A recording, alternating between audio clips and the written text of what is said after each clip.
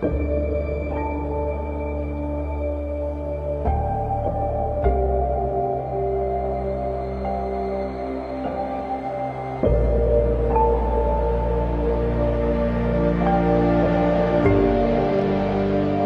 lá, estamos aí aula por aula, tá? Aprendendo um significado maravilhoso sobre o nascimento do Verbo de Deus, tá? Como eu bem disse em aulas passadas, desde as nossas aulas do Antigo Testamento, eu disse que a Sagrada Escritura, o projeto de Deus, ele traz para nós uma infinidade de conhecimentos. E talvez por essas aulas iniciais do Novo Testamento, você começa a perceber de fato que isto é verdade, né? Precisamos aí de várias aulas para explicar um contexto, né? Ou uma palavra bíblica, um cenário, onde está, enfim, né?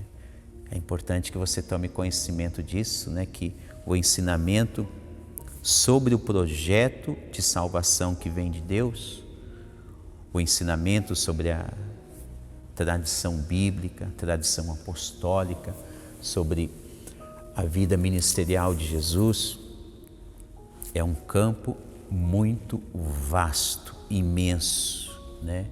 E penso eu, na minha simplicidade, no meu sacerdócio, na minha pouca intelectualidade, ela é limitada, penso eu que nenhum teólogo, por melhor que seja, teólogo ou teóloga, irá conseguir esgotar esses ensinamentos. Não vai, porque vem de Deus. Bom, feita aqui uma introdução um pouquinho maior do que as outras vezes, tá? É porque às vezes um ensinamento inicial vem e é tão importante, né?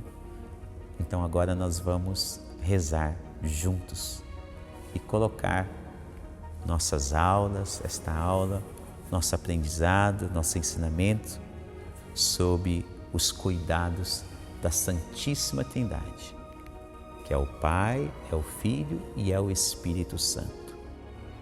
Um único Deus em três pessoas. E vamos pedir a este Deus amoroso, este Deus bondoso, este Deus sapientíssimo, que nos envie o Teu Espírito Santo, para que assim juntos, como alunos e professor, possamos aprender cada vez melhor a doutrina que vem de Jesus Cristo. Aprender e ensinar. Rezemos juntos.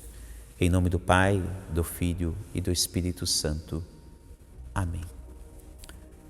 Espírito Santo, amor do Pai e do Filho, inspirai-me sempre aquilo que devo pensar, aquilo que devo dizer, como devo dizê-lo, aquilo que devo calar, aquilo que devo escrever, como devo agir, aquilo que devo fazer, para procurar sempre a vossa glória, o bem das almas e a minha própria santificação. Amém.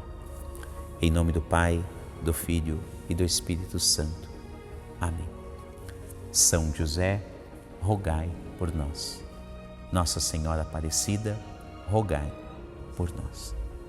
Muito bem, tomara que tenhamos uma boa aula juntos. Ah, Padre, o senhor nunca desejou isso? Senti vontade de desejar agora, tá? Para que você tenha ótimos ensinamentos.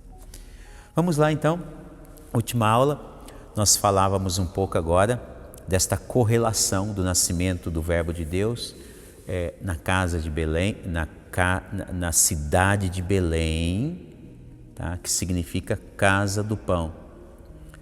E agora nós vemos que Maria, quando o menino Jesus nasce, ela coloca o menino Jesus envolto em faixas numa manjedoura, né?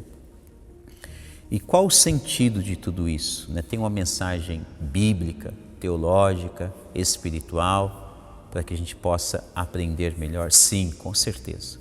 Né? Sempre é bom lembrar que estamos aqui na esteira, tá, de nosso livro, tá, A Infância de Jesus, de Bento XVI. Tá?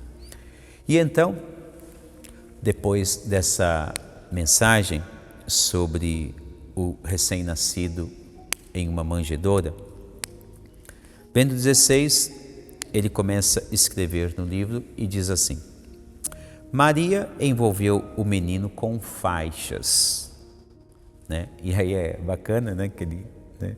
Quem olha, né, Bento XVI, aliás, quem olhava, né, já foi para o céu, né? Onde será que ele está agora? Será que já está no céu? Deus ajude, creio que sim, né? Creio que sim. Deus é que sabe, mas tudo bem, né? Então assim, quem olha assim aquela face dele, meio que parece que sisuda, né? Que às vezes dava aquela impressão, aquela face assim meia séria, é próprio da cultura de onde ele nasceu, né? Alemã, cultura alemã. Então é característica da cultura alemã. Cada país traz as suas características peculiares, né?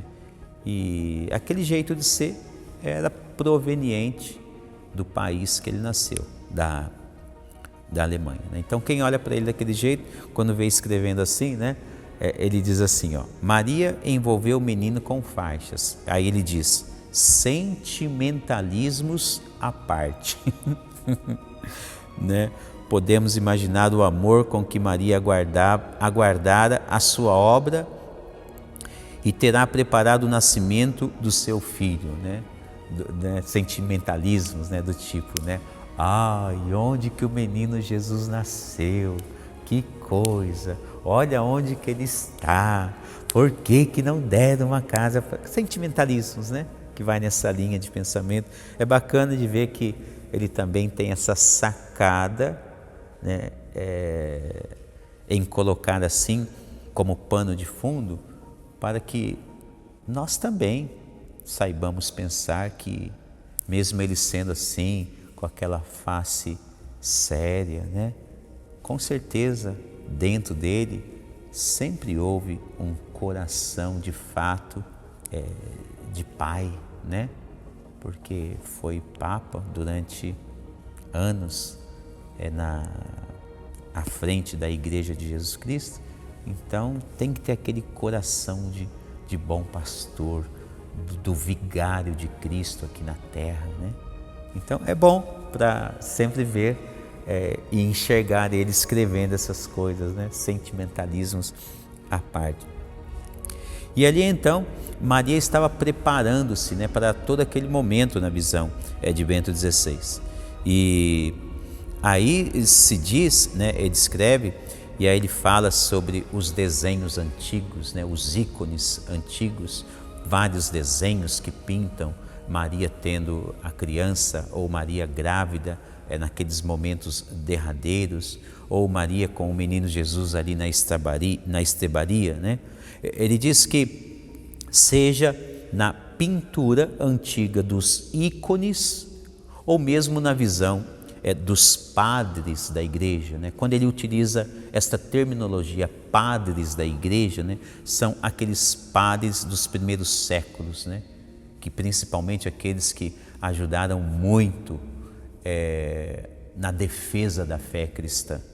Nós vemos assim a defesa da fé cristã acontecer muito até o século III, século IV, quando vai acontecer os primeiros éditos, né, dos imperadores.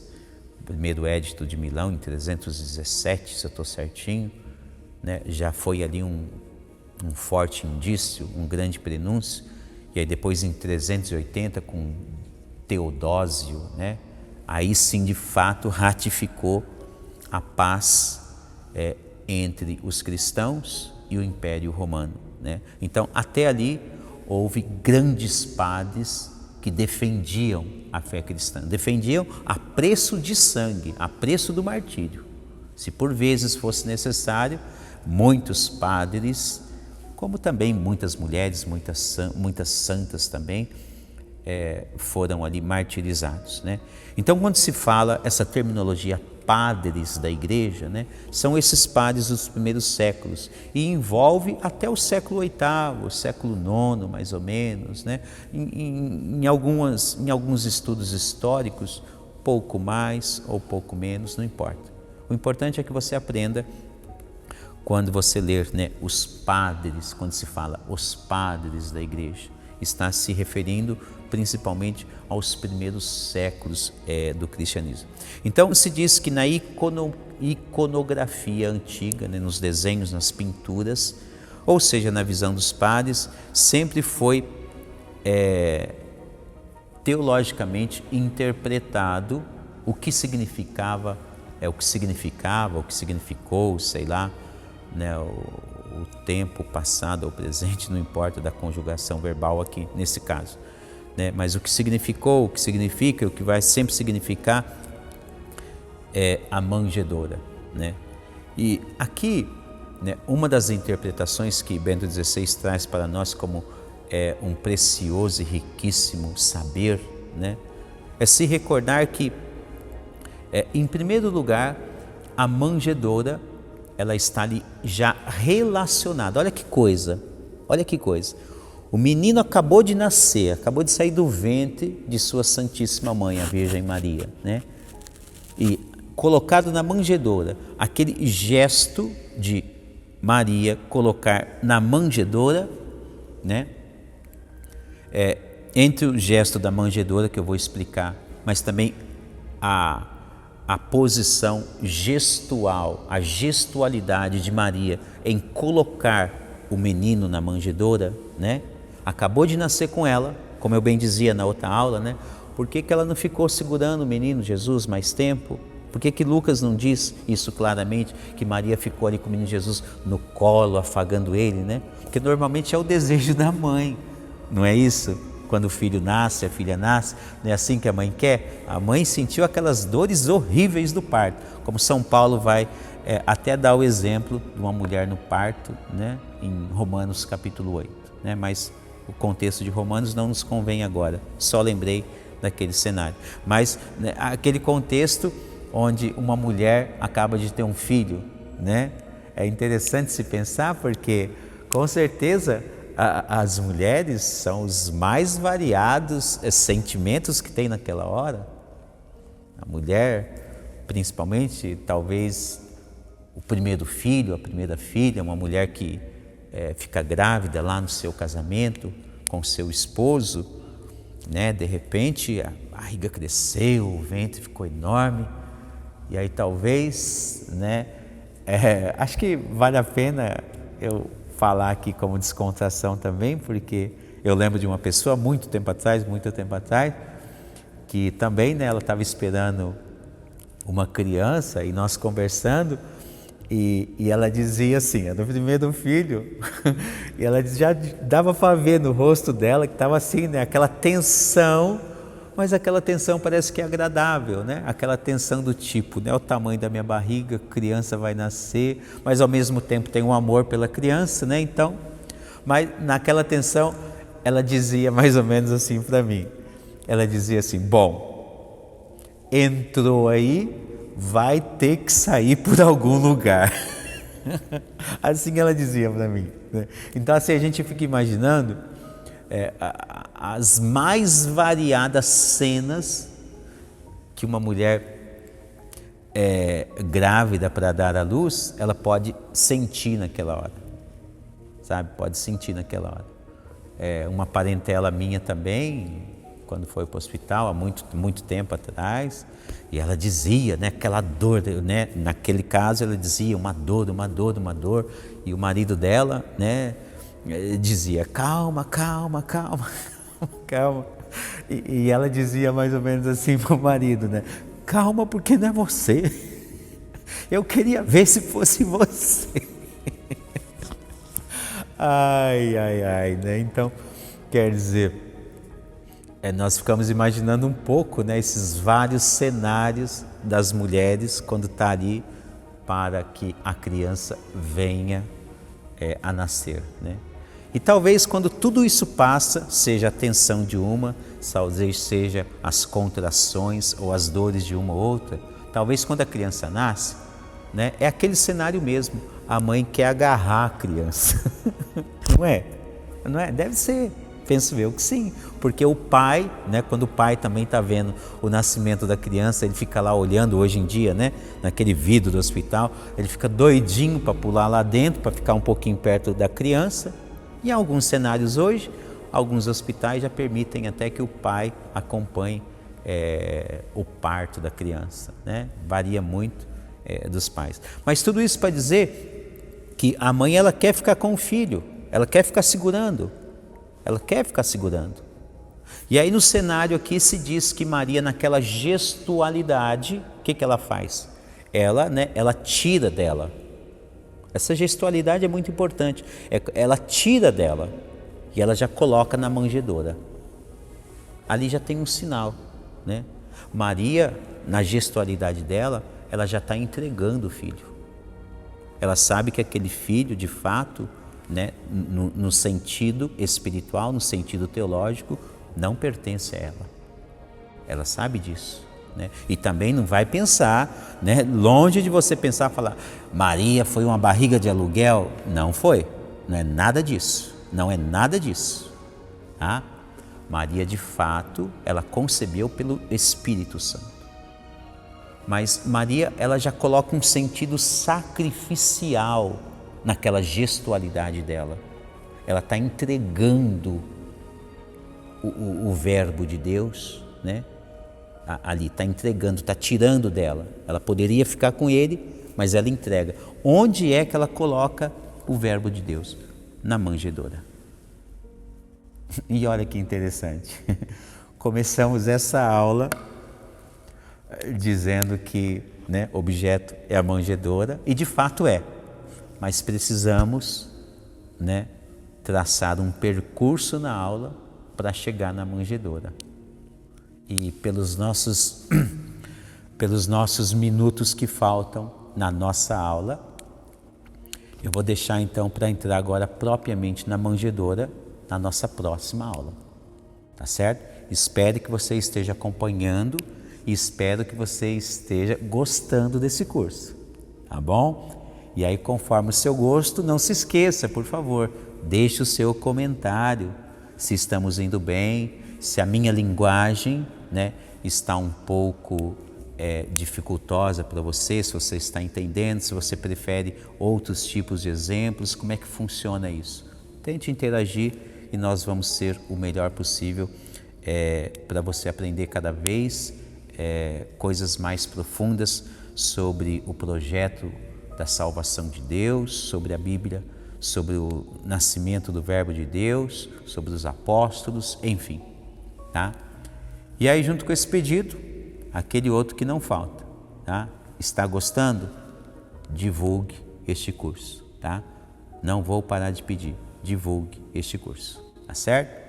Vamos evangelizar, vamos fazer com que as pessoas aprendam sobre as coisas de Deus. Muito obrigado por nos acompanhar, até a próxima aula, se Deus quiser. Em nome do Pai, do Filho e do Espírito Santo. Amém.